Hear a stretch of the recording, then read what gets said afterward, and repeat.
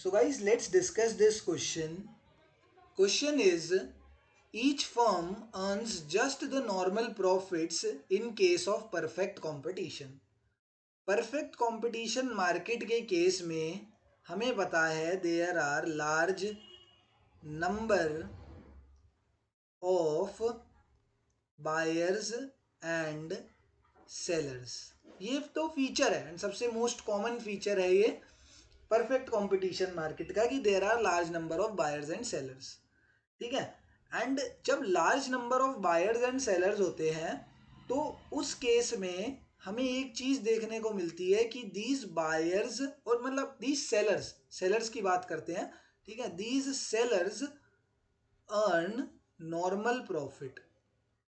ऐसा क्यों होता है, ये नॉर्मल प्रॉफिट क्यों कमाते हैं, इसके पीछे का रीजन क्या है। ठीक है। इसके पीछे का रीजन मैं तुम्हें एक एग्जांपल के थ्रू समझा देता हूँ। जैसे एक नया सेलर आया, सेलर का नाम था एक्स। ठीक है। ये आया, इसने मार्केट के अंदर परफेक्ट कंपटीशन मार्केट के अंदर एक प्रोडक्ट चल रहा था।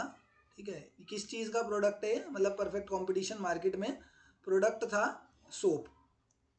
ठीक है, साबुन था। तो इसने आया और प्रोडक्ट का प्राइस पहले से ही सेट था 100 रुपये। इसने आगे क्या करा, प्राइस 110 सेट कर दिया। इसने प्राइस क्या करा, इसने सोचा कि भैया सारे 100 रुपये दे रहे हैं, मैं अपना प्रॉफिट मार्जिन इंक्रीज करूंगा। ये चाहता था कि मैं एबनॉर्मल प्रॉफिट कमा लूं। ये चाहता था कि मैं एबनॉर्मल प्रॉफिट कमा लूं।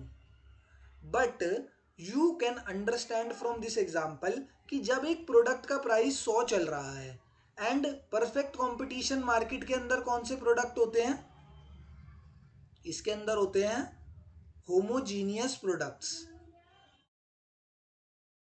इसमें होते हैं भाई होमोजीनियस प्रोडक्ट्स हमें देखने को मिलते हैं। होमोजीनियस प्रोडक्ट्स वो होते हैं जिनको हम डिफ्रेंशिएट नहीं कर सकते, बता नहीं सकते कि ये किसने बनाया है। तो अगर ये प्रोडक्ट एक्स ने बनाया है तो 110 का है, और अगर यही सेम प्रोडक्ट वाई ने बनाया है, वो बेच रहा है, वो बेच रहा है 100 रुपये का। ठीक है। मैं गया मार्केट में, ठीक है, मैंने बोला भैया मुझे साबुन दे दो। अब उसने मुझे दो टाइप के साबुन दिए, एक दिया 110 रुपये का और एक दिया 100 रुपये का। मैंने साबुन देखा, मैंने कहा यार दोनों में तो डिफरेंस ही नहीं है, बिल्कुल होमोजीनियस प्रोडक्ट्स हैं। मैंने कहा यार 100 वाला दे दो, बिल्कुल सेम तो है।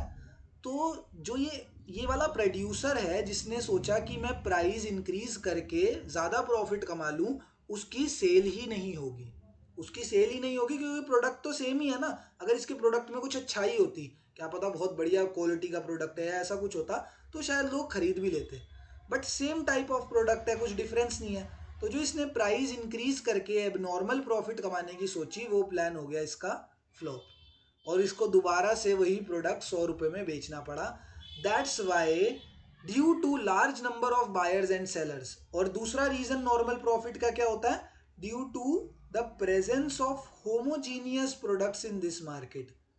Due to the presence of homogeneous product in this market हमें क्या देखने को मिलता है, नॉर्मल प्रॉफिट देखने को मिलता है in case of perfect competition. And वही यहाँ पर बोला है कि each firm earns just the normal profit in case of perfect competition. That's why this statement is true. ये स्टेटमेंट बिल्कुल सही है। ये तो एक फीचर है जिस फीचर को मैंने तुमको यहाँ पे एक्सप्लेन करके और समझा के बताया। बट ये फीचर आपको याद रखना है परफेक्ट कंपटीशन का कि each firm earns normal profit in perfect competition market. Thank you.